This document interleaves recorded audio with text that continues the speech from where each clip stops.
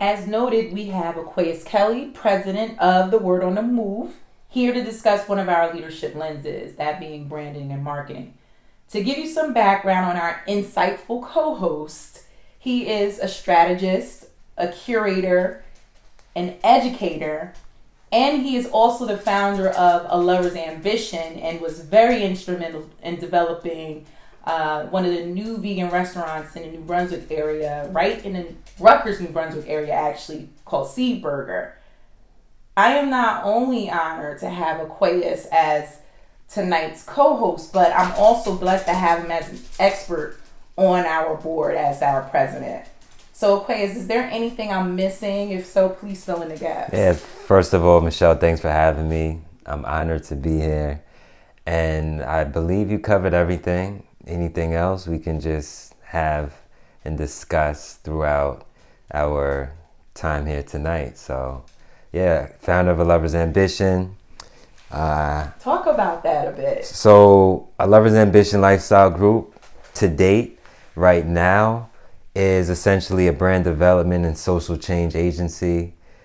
Our mission is to build value between brands, communities, and culture. An example of that is one of our properties, one of our projects, a community engagement initiative entitled We Love Hub City. And the mission for We Love Hub City is to promote positivity. And what exactly is Hub City? Hub City, good. Thank you for asking me that. Of course. Hub City is a nickname for New Brunswick. So they call New Brunswick the Hub City because we pretty much connect through the Northeast corridor. We help to form that connection between New York City and Philadelphia. Yeah. So anyone who rides the train line, NJ Transit, Northeast corridor, they know you could go from New Brunswick to New York Penn Station. You could go from New Brunswick to Philly. Yes, so, or even Newark. Newark as well. Yeah. So some people say that there is no Central Jersey. I believe that New Brunswick is the heart of Central Jersey. I agree. So that's what helped to create We Love Hub City.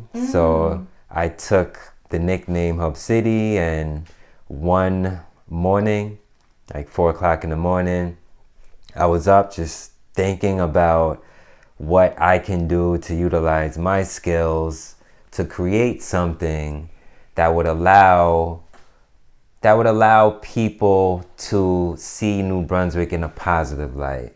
My background, which you already know, as an educator, began where I worked in Miami in 2011. I was a City Year Corps member.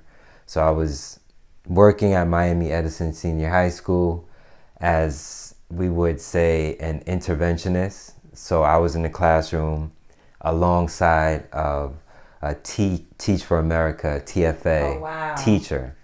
So it's sort of like a partnership. By the way, because a great deal of TFA teachers are tremendous, and they become entrepreneurs themselves because of whatever the training it is that they're equipped with at the end of their experience. How was that experience working alongside someone in that? So from what I know about TFA, it's a 2-year commitment, and it always depends on the person, the teacher you're working with. There have been instances where some core members may not have got along as much with the teacher that they were working with. That's just human nature in general. I happened to get along well with the teacher that I was working with. So I'm not surprised, it was, by the way. yeah, I mean, for the most part, I get along well with people. Yeah. Sidebar, if any time I've ever not gotten along with someone, from the outside looking in, whoever would be observing the dynamic would realize that there's something, wrong with this particular person, right? Because in order I don't do anything to rub people the wrong way for the most part. Yeah. So anytime I've ever had a conflict, it was usually due to some deeper rooted issue that maybe someone else is dealing with. Wow. That, you know, would cause, I guess, the need for them to even want to conflict with someone like myself. Because I'm pretty easygoing. Yeah. I'm always looking for ways to resolve issues. I know. So very positive, very positive. And like you said, you're not a problem starter, but really trying to come up with a resolution. Yeah.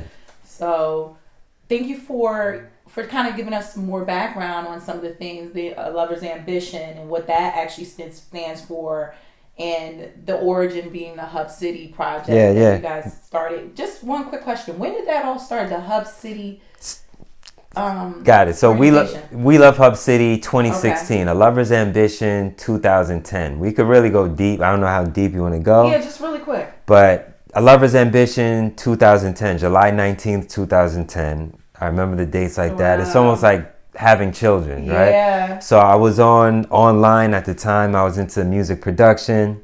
I was following a music producer named Brian Michael Cox, who's worked with Jermaine Dupri, Mariah Carey, Mary J. Blige. So he's a very popular music producer.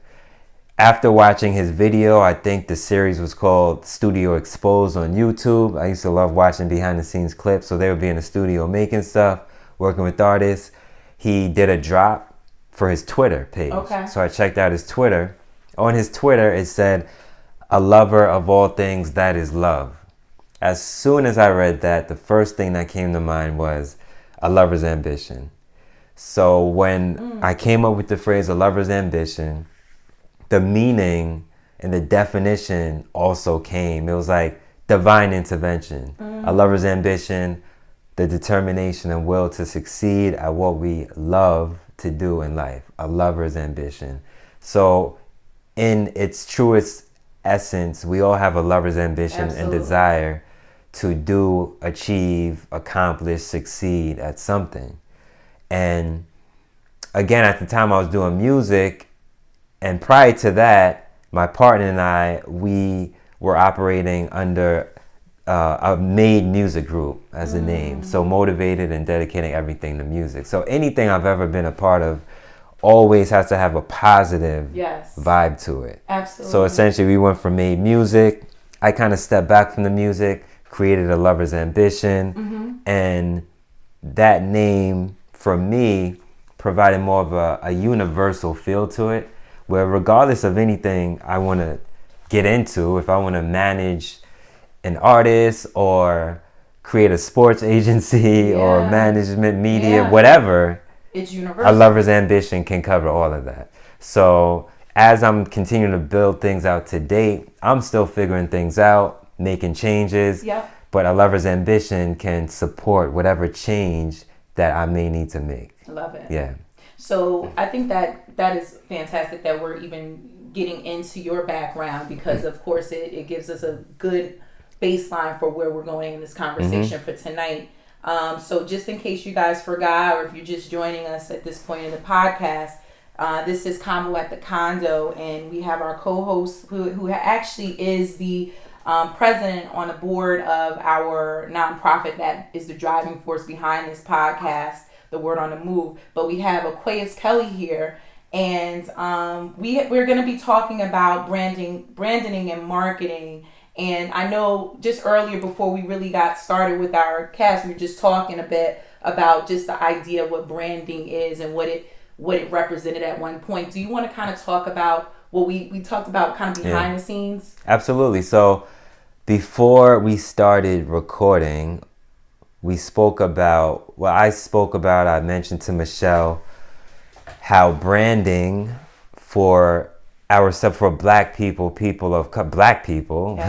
Black people, has a negative connotation, because to brand means to literally stamp a human being on their body, and they become property of yours. Yes. So we're in a marketplace now where branding is a very, very highly used term, and being a black man and sitting down and thinking about the historical context and the historical meaning of branding, I want to figure out what other word can we use to substitute for branding. And anyone who's listening now, if you have any ideas, definitely let us know. Absolutely. I meant to look in a thesaurus. No, but before, you know what? I think it's great to kind of call to action other people to kind of elicit their ideas on the topic, because some people may not even have thought of it that way. Because even as you're talking, I'm thinking of like fraternities and even some sororities where, you know, members will brand themselves and wondering where they've been able to kind of embrace that idea.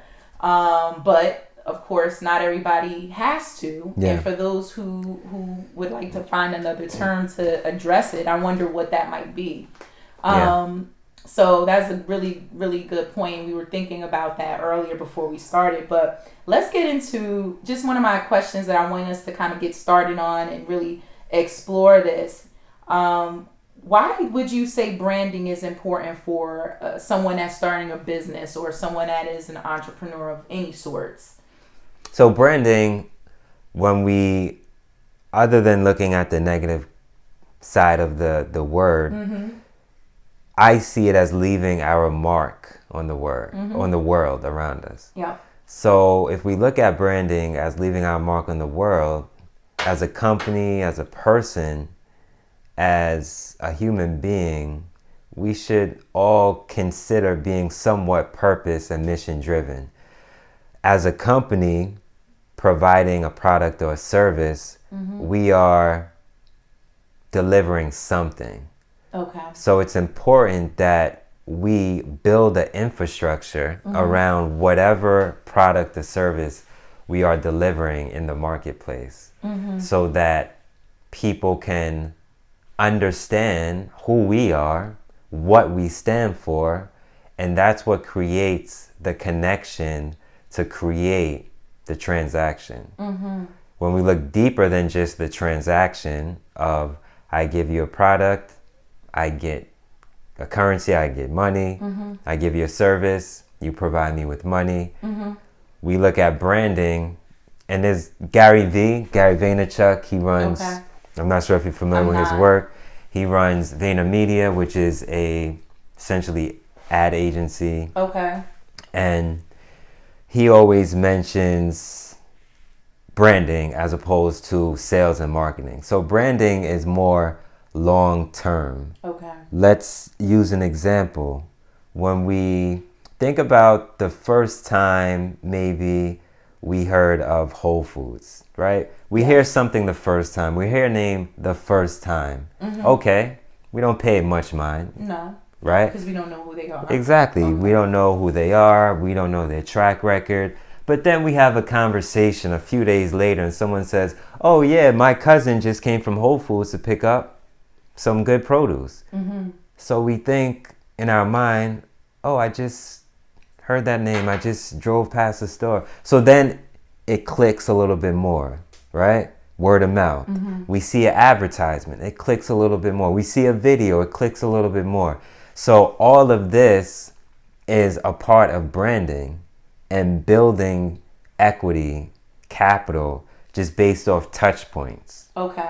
So as building a business or building our personal brand, it comes down to creating touch points where people can get to learn more about who we are as people or what our business is about and what we have to provide and give. So even to your point, can a person be a brand?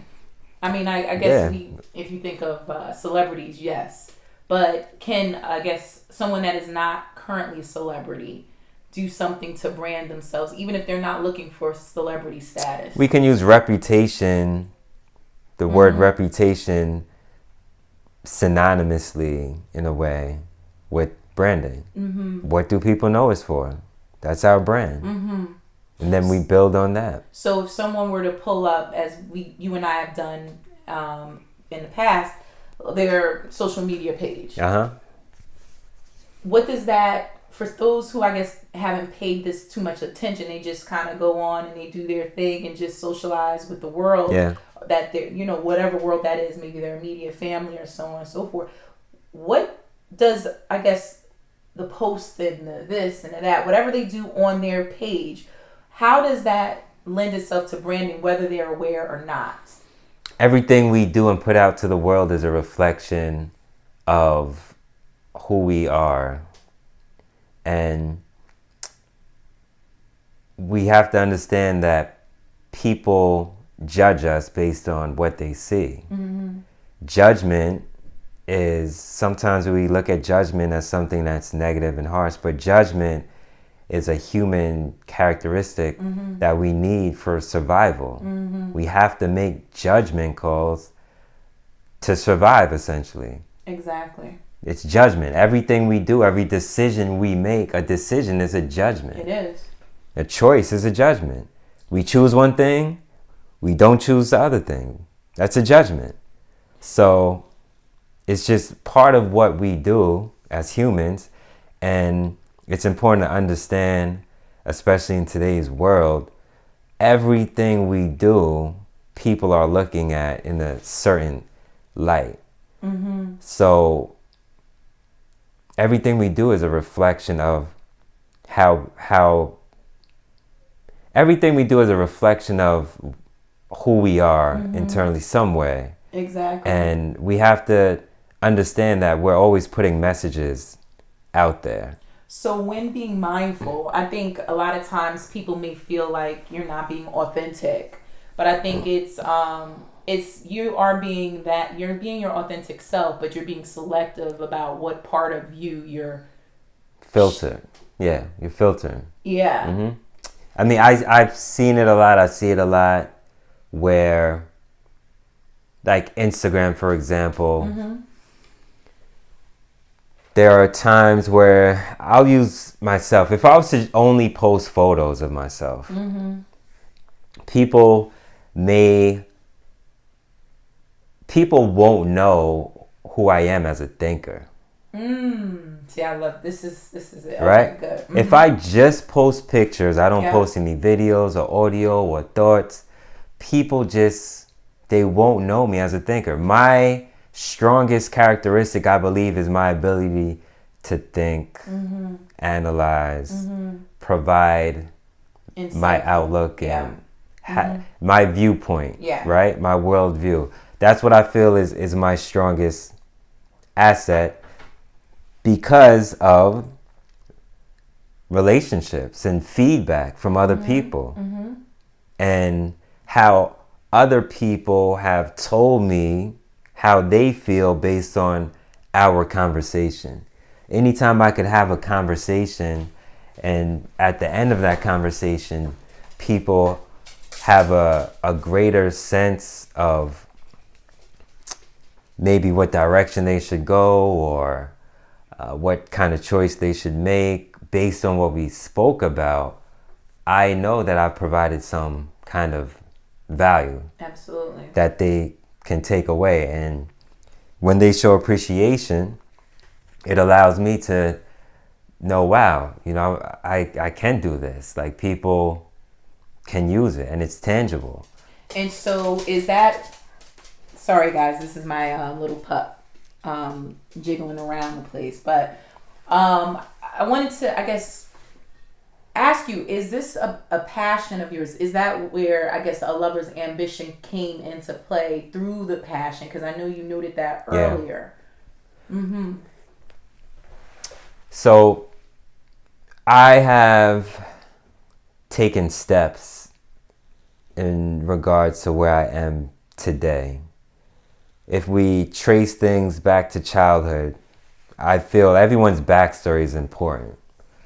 So when I trace things back to childhood, I've always enjoyed building, putting things together, mm-hmm. and making connections. Yep.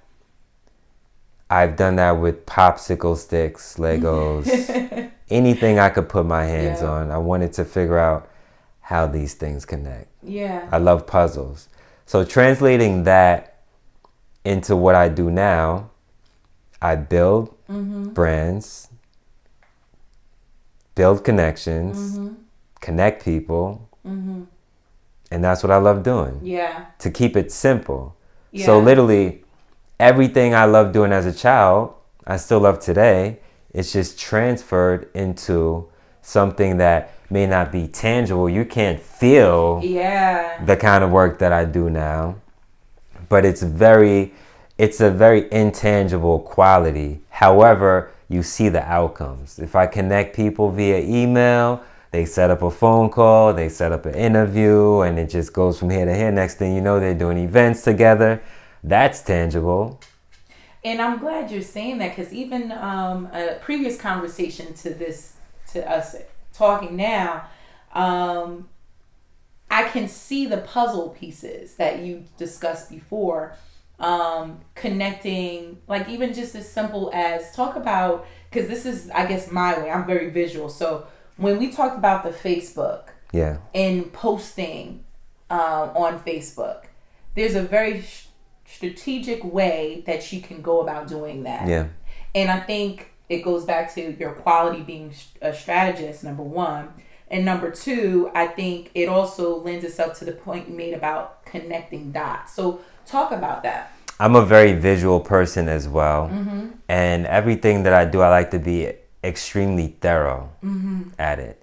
Because I feel if we're not thorough, we miss a step. It's a wasted opportunity. I don't like wasting opportunities. I don't like wasting time. Yes. You may hear my voice getting very firm right now, because that's how much it annoys me. Yes. Please, please, please, please, let's not waste time. Yes. So with that being said, I would start off with, and this goes back to what we spoke about earlier, and I will be putting out, as of this recording, I will be putting out a video. We spoke about the nouns, the power of the nouns, people, places, things. So when we put out content, we have to be very aware of where we are, because the small things can create large opportunities. Mm-hmm. Right now, as I'm saying this, the first thing coming to mind is when I was at Volkswagen at the dealership, and while I'm waiting for my car to get serviced, I'm outside and I'm like, I feel like recording a video. So the video I recorded is the video that's currently on my YouTube channel as the like the opening video. Like anyone who goes to my YouTube channel, what is a lover's ambition? So I explained what a lover's ambition was in that video. I tagged the Volkswagen dealership location, Radel Volkswagen on 27. And it just so happened that after doing that, the owner of the dealership came up to me like, hey, that's a great video you did. We just saw it. What? Because whoever, that fast? Yeah, that fast. Whoever was checking their social media, they can see who's tagging the location. That is crazy. Right? So I didn't even tell you that earlier. No. I'm just now telling you this. But that's the first thing that came to mind. So the power of the nouns again. I was at the dealership. So I'm creating content at the dealership. Whatever content I create, I tag the dealership. So that whoever's monitoring the social media, the digital, they get to see that. And then back to branding, that introduces them to Aquaus. They look at the video, wow, he says some pretty good stuff. Who is this guy? Yeah. And that's what creates opportunities. That's what allows people to reach out to you. Hey, I just happened to come across your video and I like what you were saying. Let's set up a phone call. I want to learn more. You know, what kind of stuff do you do? So, sorry guys. All of that is using what we have to create opportunities, to have a bigger platform, use that to create bigger opportunities. Absolutely. And all of this is just starting off with an iPhone 6 that I still have now. I'll be updating hopefully by September. What, a new phone? Yeah. Okay. I'll stay with the iPhone most likely. Okay. They always drop in September. That's why I'm holding out for so long. This guy. Yeah. So I'm a Samsung person. But I like talking that. about brands, right? Yeah. And honestly, as you're talking, I'm saying, well, you're modeling for us, you know, myself, as well as hopefully the listeners, what they should do. So as a result, you mentioned other brands through this interview. Yeah. So in my mind, I'm like, well, based off of what you're saying, we should start, connecting them to our podcast in some way. I don't know if that's how it works, but I mean, yes, based off of what you're saying, that's what it sounds like. Absolutely can work like that. I'm trying to think of some things that maybe I've done in the last few years. Nothing's come to mind now. I would focus on more emerging brands. Let's say there was an emerging cell phone company. We mentioned them. Like, you know what? Like, for example, I have a Quip toothbrush. All black. I love it. Quip is a newer toothbrush brand company. Very simplistic, very sleek. And Quip sponsors some podcasts, right? Okay. But there are also levels to the game of where... course. We don't have a major audience yet, so we still have to put the work in to get to that level. And then the stuff that we do use and do wear, we talk about it. Eventually we connect with someone who is at that company, and we have the audience that the demographic they're looking to connect with, and we become that bridge now. Nice. Because we have that platform. Exactly. I love this. This is powerful. And that, I guess that begs the next question. How do you know if your brand is strong enough to give you the internal and external value that you need? Well, we have to determine what we mean by value. What are we looking for? So some people are looking for money, transactions. Some people are looking for impact, relationships that maybe money doesn't matter immediately. They want to build up leverage so that when they put out a product or a book, whatever, they have that audience. When you say leverage, what do you mean? When I say leverage, essentially what I mean is people are coming to you. People are coming to you instead of you having to chase people. That's what I mean by leverage. So how do you cultivate that? What I do to cultivate leverage is, I will give another example. I find the spots where people or companies might need help. I find the white space. That's a term that's used in business, where if we look at a company who's doing, let's say, a media company. So I'll use Driven Society as an example, right? I got the opportunity to work with Driven Society because I was listening to their podcast. So first I became a fan. We could say this is a part of the research. So you want to research to learn about what a company, what a platform, what a brand is doing. So I would say, number one, identify what it is that catches your interest. So if you want to be a media company, identify a media company that you admire. It's number one. A comparator. Yeah. Okay. After we are able to identify something we admire in the marketplace that falls within our category, our industry, that will usually lead us to other companies, other brands within the same category. So we analyze that, spend time getting to know it. I always want to get to know the founders behind anything, the people who help to create it and are looking and working on developing it. That's what I do personally. Absolutely. So after doing that, doing the research, get some names, get first and last names. Once you get those first and last names, put it in Google, put it in YouTube, put it in SoundCloud, and continue to research and learn. You want to learn, we want to learn as much as we can prior to just stepping out and starting something.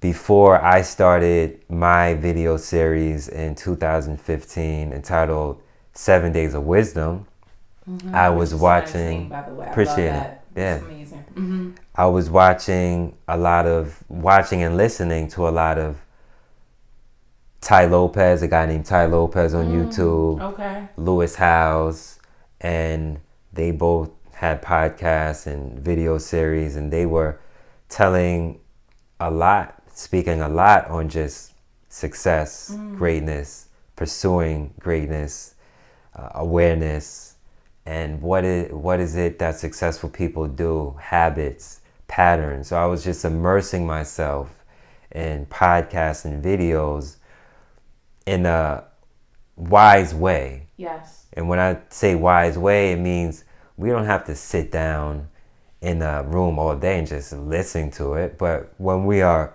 in the car, when we are eating, when we are in the shower, why not listen to something productive, right? Especially where you can have, and you use the term in a business way, but I guess I'm going to steal it and use it in this way, where you have that white space, where you can just be showering and mindlessly doing so.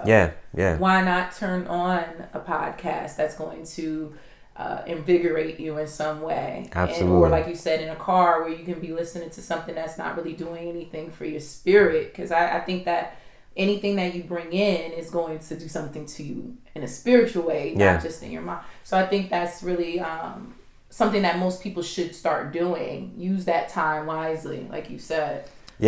So with the white space, I'll get back to Driven Society and identifying that white space. But I wanted to kind of go back a little further first to the research component, because the research component is what allows us to identify the kind of things that we align with, that we're interested in, and through identifying what it is we want to somehow connect to, we have to know about it. So after listening to the podcast, gaining insight and information, I literally told myself that if these guys can do it, I can do it. Different level, because I'm just starting. They've been doing it for whatever, but I can do it. Absolutely. For me not to create a platform or some channel that allows me to express my voice would be a disservice to those around me, a disservice to the world around me. Because it just was at a point where I have so much that I feel I can share through my experience. So in 2015, I think I was like 28 years old or something like that. And at the time I was subbing, and I was also doing Uber. So I started 7 Days of Wisdom in November of 2015. And it started off just me every Sunday going home every Sunday. This is why it was called 7 Days of Wisdom, because I would compile everything that I experienced throughout the week, throughout the 7 days. And then every Sunday I would talk about it. Wow. Like, this is what I read, this is what I learned, this is what I experienced. So that was the main premise and framework for 7 Days of Wisdom. As I continued doing Uber, I was on the road more. So I wasn't able to be home every Sunday behind a laptop. So that's when I made it more mobile. And I'm like, how about I just try recording on my phone since I have it on me? So that's when 7 Days of Wisdom went mobile. So you stayed true to what you were doing. Just because your, I guess, circumstance changed and your responsibility changed didn't mean that you could not stay invested in what you intended to do. Exactly. And I think that's important. I'm saying this because, you know, anything worth doing is worth continuing and being consistent. But sometimes we start something and we get discouraged because of a lack of time. We're going to touch on that too, Right? So I love that point that, look, just because I have this thing going on a day where I would ordinarily record, that doesn't stop me from having the capacity to record. Yeah, you have to adapt and figure out some other means to get the message out.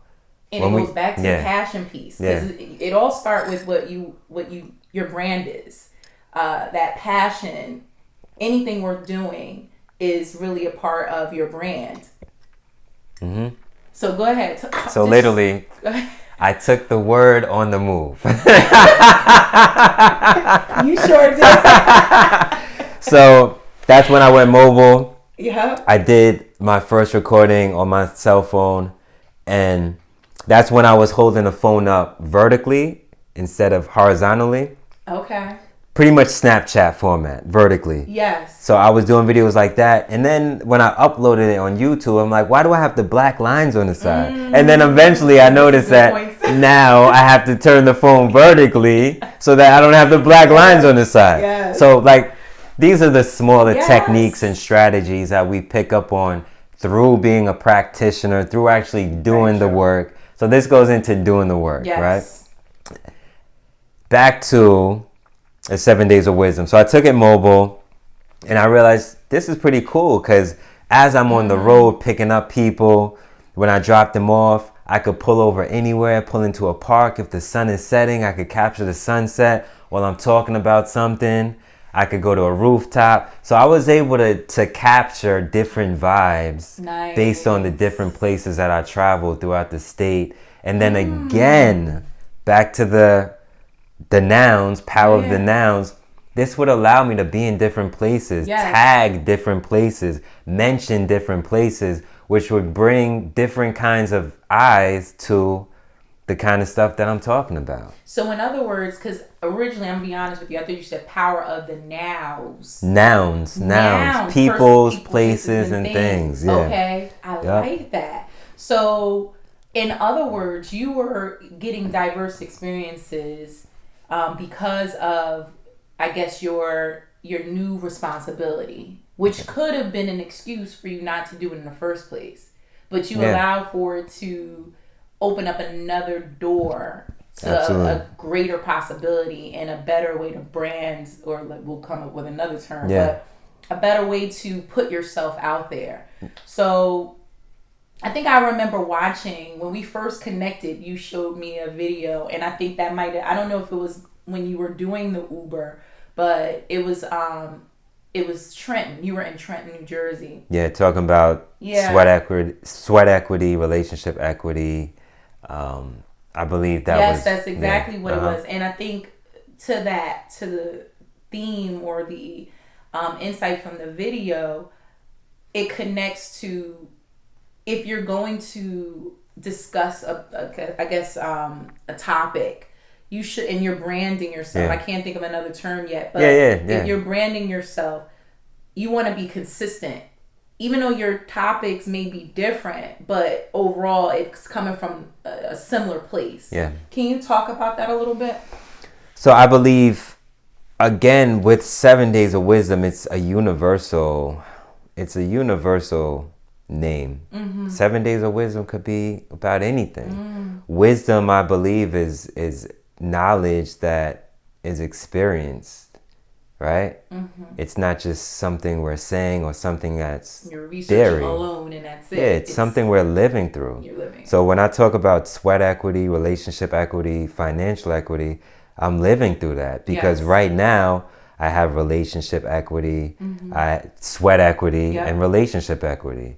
I'm building upon financial equity and capital. Absolutely. I'm literally living through that. Yes. You know, so going from being a substitute teacher, to doing Uber, to supplement substitute teaching, to being a teacher now and making more than I did doing both of those, to even writing and doing other creative things that help to create extra income, and thinking about now investing in communities, investing in property, slowly thinking about things such as like venture capital and buying companies and building like higher level things. So 7 Days of Wisdom, I can talk about anything. I want to create platforms that allow me and allow people to talk about anything, right? As long as it's from an insightful perspective where at the end of the conversation, there's something that an audience in the community could take away from and apply to their life. Absolutely. That's what it's all about. That's what it's all It's about. not gossip. It's not this or that. It's not opinions. It's about what we're living through, what we're experiencing based on my experience. I wanted to share it. Here's what I went through. How do you think you can apply this and learn from it? Absolutely. Love it. Yeah. Love it, love it, love it. So I guess that was, I think you have this however many minutes that we've been on, I think you've really given the listeners a really great perspective on what they can begin to do to really, put themselves out there. And like I said, it doesn't have to be just a business. It's just being mindful in general about who we are and what we represent and how we can have a part in building our community. So before we go, and it's probably, you're like, what the? I have a few more things. Yeah, go ahead. To touch on. Yeah. I wanna kind of create a way for us to make sense of everything we touched on, because we touched on a lot. Please do, and so, forgive me for not even asking you to do that. So, if you're listening and looking for some quick tips, there are no quick tips, but what I can say is, whatever you want to pursue, always start with the research. Get to know your industry, right? So that could be number one. Get to know your industry. Get to know your category. Get to know the players in the industry. Okay. The people who are running the companies you buy from, the people who are running and leading whatever we are consuming. So let's think about what we do from when we wake up to when we go to sleep. Where are we going? What products are we using? What services are we using? Let's audit that. Be mindful of that. From there, let's get to know the people and the infrastructure behind that. If you're using Dove, who's running Dove? Are they a publicly traded company? When did they start? Who founded it? The more we know, the better equipped we are to take the next steps. Once we feel that we are pretty well researched, by the time we get there, through that research, we'll have a better idea of where we stand and where the white space is and what is Dove not doing, so that we can understand what needs to be done, right? So again, that white space. All right, this particular brand isn't catering towards our people. This particular brand isn't having any kind of impact on this community. Yeah. So this is the curator. Yeah, aspect. This is a curated and aspect for now. You, and just to quickly interject. Yeah. I love the example with Dove, because I'm wondering if they curated their process at some point, because if you look at their ads in the last 4 years or so, you're seeing people of color, you're seeing people of varying sizes and ages. So I think they hit a mark where a lot of other companies are not. They're not considering other people's of other different nationalities, and they're not considering weight and age. These are areas that are very sensitive in our society. Yeah. And I love the fact that they have been able to modify their brand to be inclusive. Yeah. So your point to me is that where there are organizations or companies or what have you that maybe not as mindful and have not done the curation that you tend to do. Absolutely. And that in itself is something that we can provide and bring value to that particular company, any company, with the price. Yeah. This is what I can provide. This is what I demand. This is my price, right? So that's where the skills come into play. What are our skills and talents? We did the research now. We know what's happening. What are our skills and talents now? I'm a writer. I'm a videographer. I'm a photographer. I am a stylist. So coming across a company, looking at the ad, like, they need more style to appeal to this audience. I can do that. Right? So we did the research. We know what our talents and skills are. Now it's about forming that connection. Now we have to showcase our talents and skills. This is where branding comes into play. So how can we showcase what we do? Let me get with my homegirl, throw some dope clothes on her, take a video, start a YouTube channel, get a website, so that when I do make the connection, they come to me, they see the website, they're like, wow, we like what she's doing. Let's call her in for a meeting, right? So again, did the research. We know what our skills and talents are. We showcase our skills and talents. Now we can make the connections. That's where the strategy comes in. How do we make the connections? Let's go to events. We did the research. We know the people. Let's reach out to them on LinkedIn. Where are they at? How can we put our work in front of them? You know what? I'm gonna do backwards design real fast, because I think that's where the magic happens. And it does. And I'm excited, because what you're saying is things that I'm now going to begin to do. And it sounds like what you do. Let's start at what you do. You research, right? You Absolutely. Want to get to know. So if we can kind of keep that in mind as the person that is branding ourselves, that someone is going to want to find you and find out who you are, then we can begin to develop the, the networks, or not networks, but the media for ourselves to kind of put out that message. So, like you said, this is another layer. So you say that you do these videos and you find time, and you've created a brand out of the video itself. Everyone will know 7 Days of Wisdom, right? Because this is something you do on a regular consistently basis. But then if you make a connection with someone, you have those outlets, you have these video footage on social media. And then I'm sure there's a website, which I hope you can share that with the listeners. Yeah, I have a loversambition.com. Okay. Right now it's going through redevelopment. I don't use the website as much anymore, social media, because all of the attention, and again, Gary Vee speaks about this a lot, all of the attention is on IG. So we have to be where the attention is as well. Like, I could do a bunch of stuff on the website, but it's hard to drive people from a platform off of it. So when people are on IG, no one wants to click on the link. Even me, I don't want to click on a link to go off of IG and then have to get back on. If I'm on IG, I want to be on IG. Yeah. Right? So it's harder to get people to get off of a particular platform unless there's some sort of incentive. Like, if I want to get a ticket to a concert, I have to click the link, get the ticket, purchase a ticket.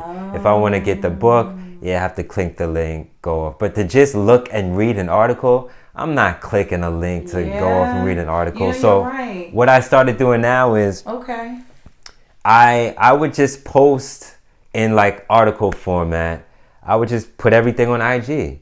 So if someone sees a photo or video, they want to read the article underneath that I write, they can read it. If it's too long for them, they just don't read it. Right? It's that simple. And I love that point. See, we can keep going, because let's keep going. You're going to keep doing these gems. And I know that when it comes to, the idea of, staying on one platform, because that is the platform. This is what I'm looking at. I don't want to leave this. I do that with Facebook. When I have my moment and I'm really just on it, I'm not leaving that platform. I'm on Facebook. I'm on Facebook, period, right? But I think that the website part, I wouldn't be discouraged, or wouldn't say don't have a website, because there are opportunities there. And I think you noted it before, and we also spoke about it earlier, that when you're making the connections with businesses, they may even ask you, what is your website address, to see how credible you are and what you stand for. That may be what that article or that social media page just won't be able to do. Absolutely. So we definitely need a website as a home base. That is our home base. Instagram, Facebook could go down at any time. How we want to have the website set up is up to us. Some people just have a simple landing page where it's the name of the company, what you do. Recently, I came across a particular website, and it's just super simple. and it links to the Instagram because that's where the actual work is, right? Okay. So that's another way to do it as well. For people who want to look at your website, look at a website, just literally one page. And if they want to look at your actual work, you could just have that link to the Instagram, you know? Love it. So. Yeah. So, I don't know. Anything else you want to kind of... Yeah. So the last thing, I know I spoke about Driven Society. We spoke about Seaburger earlier as well. Yes. And I would like to say, in regards to how I was able to get into these positions that we mentioned, yes. I work with Driven Society and Seaburger respectively, is with Driven Society, I use the same approach. Research, listen to the podcast. I use my skills for writing and structuring recaps. So what I did was, after listening to a particular podcast episode of theirs, I did a recap. So I pretty much summarized quickly what the podcast was about, and I posted it on my Instagram, and I mentioned I'm not sure if I mentioned Franz, but I mentioned either Driven Society or a few members in Driven Society. And when they came across it, Franz in particular, he's like, this is a dope recap. This is a dope recap. So he reached out to me and he's like, this is a dope recap. We have an event coming up soon. How about we connect? You know, if you would like to come out, let's connect. So it's important to take action when someone invites you out somewhere. Absolutely. That can lead to an opportunity. Yes. We need to show up. So I showed up, connected, got to meet him. We chopped it up. I also met Natalia, who's a co-founder at Driven Society, and Travis, who's the founder, the chief, essentially. It's really his brainchild, and Franz, Natalia, Trav, they're running it. So wow, there was a great deal of buy-in too then. Yeah. So that's collaboration. Yeah. So, you know, through me doing the work and using my skills and talents, I was able to meet them. And then we worked on a lot of stuff collectively. I wrote maybe at least like 50 or so articles and podcasts, transcriptions. Because what I would do is, what I did for free, just off GP, led them to being aware of my skill to do that and deliver on that service.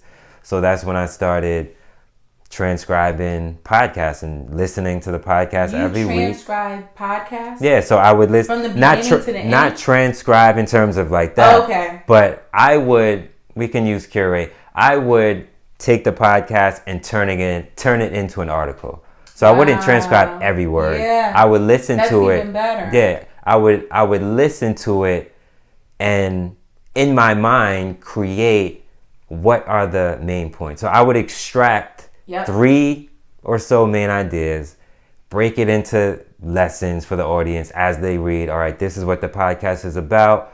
This is what was discussed, opening, closing, bang.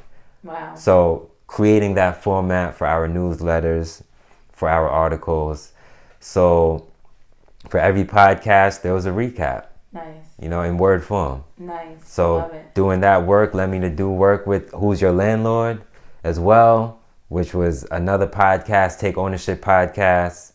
And I think last summer, I started that opportunity through Franz. So again, one thing leads to the other, but it all starts with us. It does. Wanting to start somewhere. I've had people tell me or ask me, are you getting paid to do this? But for me, that's not the important part. For me, it's doing the work that can lead to opportunities. And Driven Society's perfect example, lead to opportunities to get paid through starting something. That's a testament to the value that you bring and others can see it. So the question is more, this is so well done. Are you getting paid for it? Yeah. And And I think, like you said, what you're looking to do is have quality, so that over time, not that your goal is to get paid, maybe it is, but it's going to come with it, because your passions, that goes back to the passion-driven work ethic. You're passionate about what you do. You're not expecting the money, but it will end up paying for it itself, which is a part of why, again, the beginning conversation, you should be passionate about whatever it is that you're focusing on. And if you are passionate about something, but you're not allowing for that to be at the forefront of what you're doing, then you need to find a way to make it more of a priority. Yeah.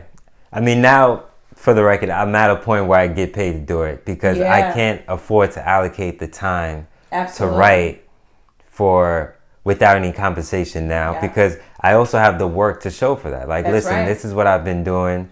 If you want something, you gotta throw me the bag right now, because I've done it for so long already. Right? Which is what the purpose this is my track. The purpose is to develop a track record so that people can see your work. When we have no work, we can't expect anyone to pay us. We don't have anything to show for it. What have you done? Yes. I'm not giving you anything. Show me what you've done. So I've worked now. Right? I've written. Did it out for a period of time. If you want to know what I do, here it is. That's right. You built your resume. Yeah, exactly. I built the resume.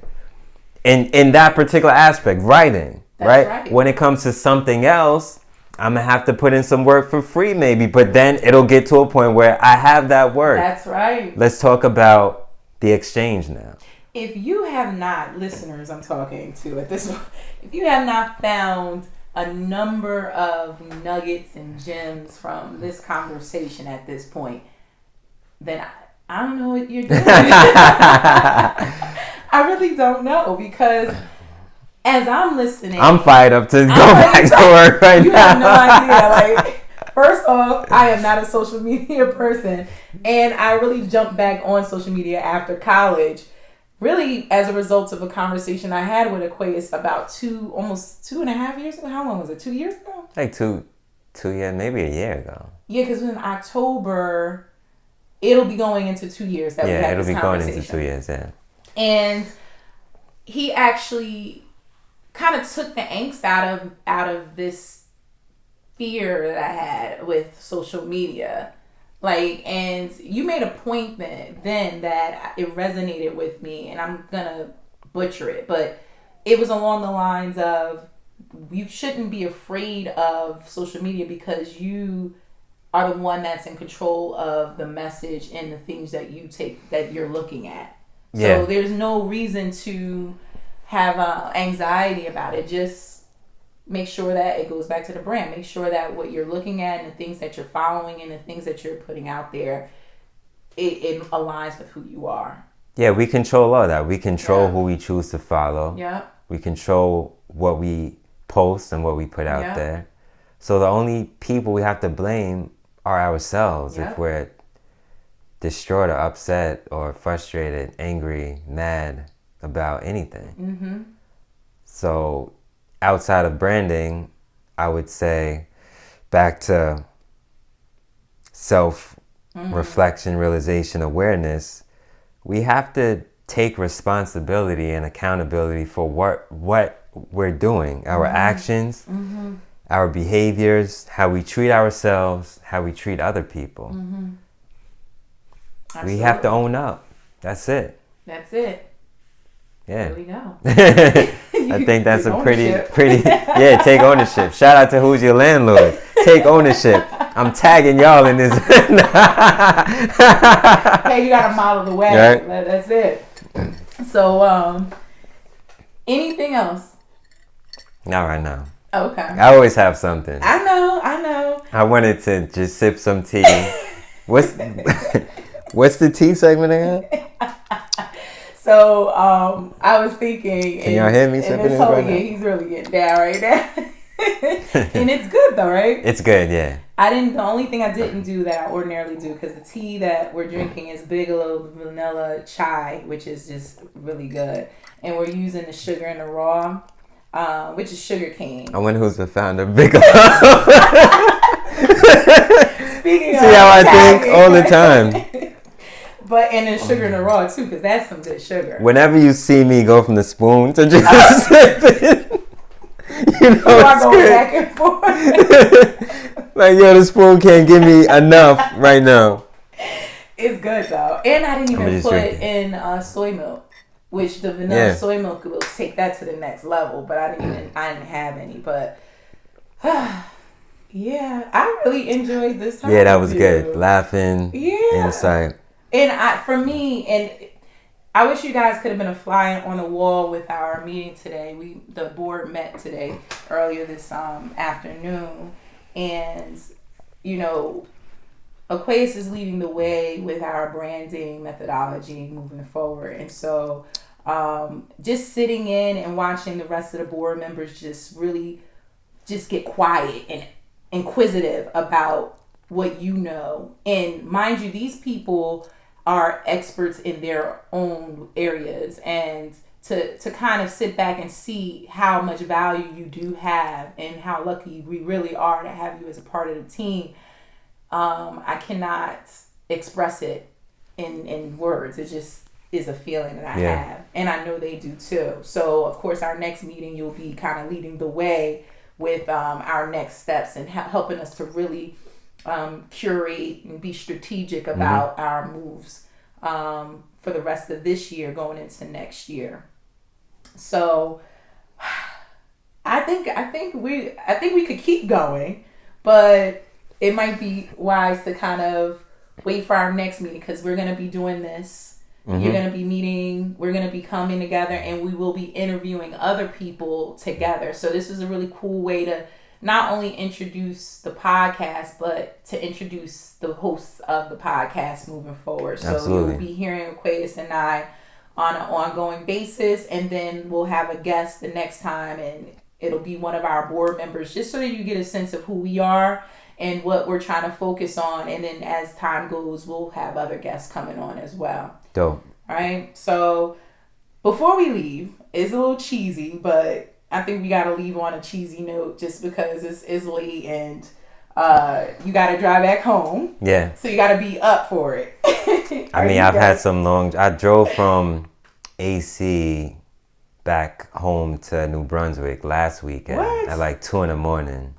I don't know how we made it back, but we made it back. You were gambling?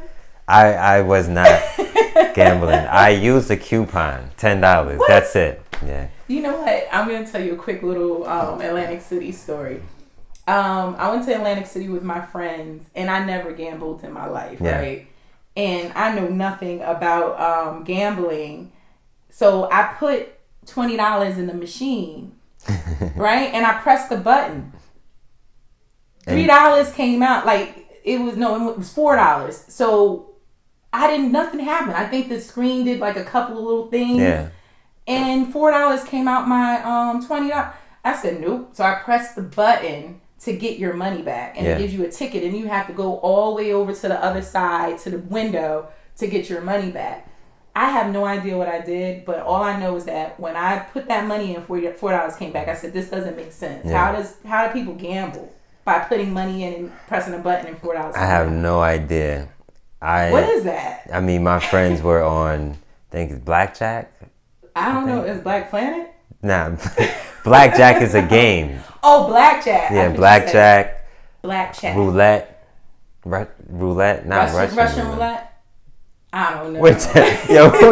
We are terrible at this gambling thing. So that is not something that I'm interested in doing.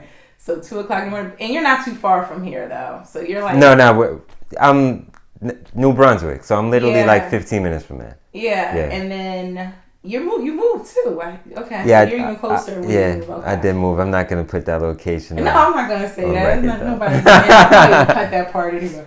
But okay, so we are going to play a quick little game. It's a little cheesy, but the concept of the game is you have to pick one of or the other. I'm going to say 2 things. You pick one or the other.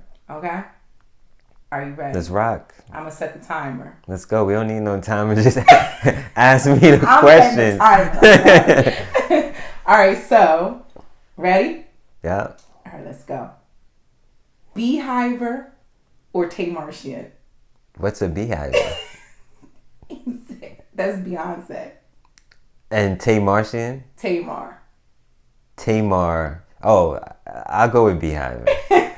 This is not supposed to be this long. The black for the berry or the sweeter the juice?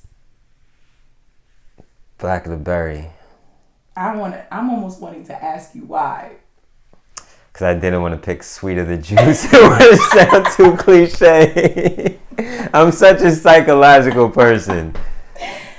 As fine as wine or in good spirits? In good spirits. Okay. Yeah. Why that? It seems deeper. As fine as wine, it's like, yeah, the girl is fine. She looks great on the inside. But what about she looks great on the outside. What about the inside? Yeah. So that's why I went with the spirits. Do you like to play on words? I do like to play on words. You know, both are alcoholic beverages. And I don't even drink alcohol, but I'm not even, what, I'm not going to lie, I do drink alcohol, but I'm not really a big alcohol drinker. So, like, my drink is, what do I drink? See, I'm so bad, I don't even know what it is anymore. Sangria. Like, I'm drinking sangria. Okay, so, toilet paper, under or over? Under. We had to go over this prior to, because I had no idea what that meant before. But the under looks funny. That's why I'm more over person. It just looks funny coming from behind. Just take it. All right, so like we need a toilet paper roll to kind of. I'm visual, so I'm already visualizing what it is. So you like to get it from the under part as opposed to it. I'm more for into me. Over looked weird. Really? Yeah. Over, it looks misplaced. Like think of like a paper towel roll, right? Yeah. Paper towel roll usually comes under. Whenever we go to a restaurant, it's usually under. So that's why true. I'm used to the toilet paper coming under. Okay. See, when I look at it, like, I guess either way you can hide it. So when it's over, like, I don't have it hanging. Like, it's still, like, wrapped tightly. So, I don't know. So I guess, it makes sense. I get it. So now, toilet seat covering, ready to go, or close that thing. You get what I mean? I am very considerate. I like to be very considerate. And I think I told this to one of my friends as well, where I know like a lot of women, like they like the toilet, because guys pee on the toilet seat maybe and stuff like that. So whatever the girl wants, I would say in that regard. If I'm living with someone else, or significant other, however she prefers it. Would you even notice that though? Would you go to her house and like after you use the bath? Let's say it's closed, like everything, the lid and the seat and the lid. However it was when I got there will be how it is when I leave. Because not everybody does that. Because I'm a close that thing person. Like I don't, and I think a part of it is I don't want that, the liquid in the toilet to be just open. Like it just is not sanitary to me. So I close it. When I get home, I'm going to have to see. What you do? Where it's at right now. Do you know what you do? What I do? Yeah. I usually close it, I believe. You don't even know. Get out of here. You don't know. You probably have it wide open. I'm going to look at that. All right, so, okay. Homeboy or you go boy? What is it? You go boy. What does that mean? Like, you are so analytical. Like, what does you go boy mean? Martin, you remember Martin? I remember Martin. You go boy, like, you just doing your thing. And homeboy is like, that's just your boy. Like, for me, it's homeboy all day. Okay. You go boy, that sounds like it just doesn't sound funny like for me. Nah, homeboy. The all homie. Right. So, what would you say, bae or boo?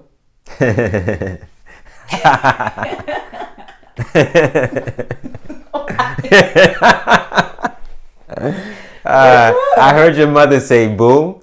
That sounds, generational. It does, right? So I'm going to go with bae. I'm going to go with bae. Yeah. It is very generational.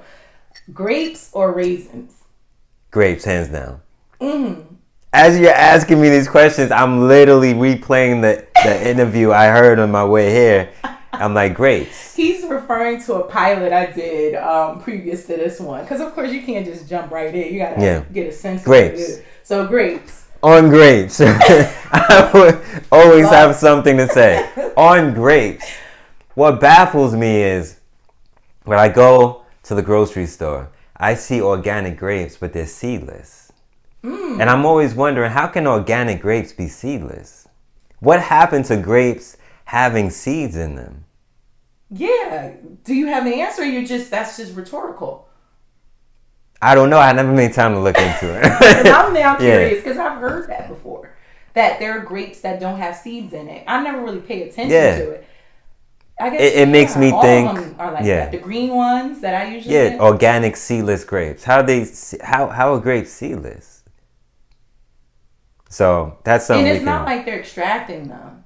I don't know. There's no way to extract them without you seeing that they've been extracted. The seeds. So that's a good thing about doing these podcasts too, is talking about stuff like this, because our listeners, when they listen, it may be someone who specializes in that area, and they can reach out and let us know, and who knows, we can have them as a guest and talk about agriculture I want to know. and environmental justice and stuff like that, because there's a lot of crazy stuff going on in regards to food.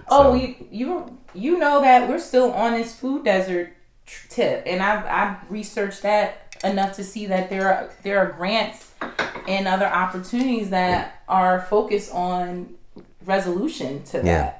So I think that is something, I mean, this is an aside, but that's something we really do need to continue to work on. It was something that you brought up, a year and a half ago? Yeah. That is not, we have not taken that off of our to-do list at all. Yeah, we'll get to where we need to get in due time. Yeah. Absolutely. So, next one, I'm popping or I'm popular? I'm popping sounds like pretty arrogant. Like, for me to say I'm popping, I wouldn't like that. If other people say I'm popping, that's cool. That's their opinion. But I can't say I'm popping. I can't say I'm popular. That's for other people to say, right? I wouldn't say either. So you're not going to pick one? Nah. All right, I'm not going to. That's what makes me though. Like, you're right. Airbnb or telly?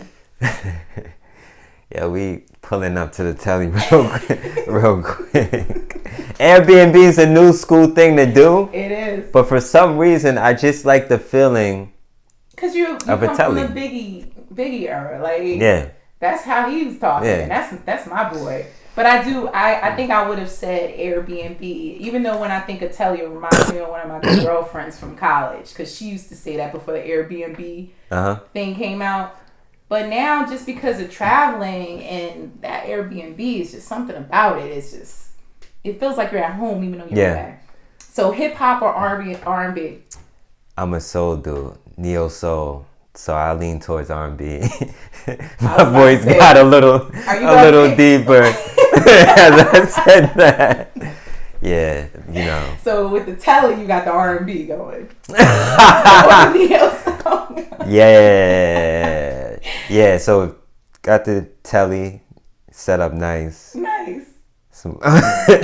Got some R&B playing in the background. And that was not intentional. Some putting the candles lit, whatever. Oh my God. Let's get to the next one.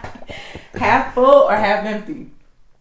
I think you know. I know. Everyone knows. It's funny you saying half, because like, forget half full. We full all the time. Full.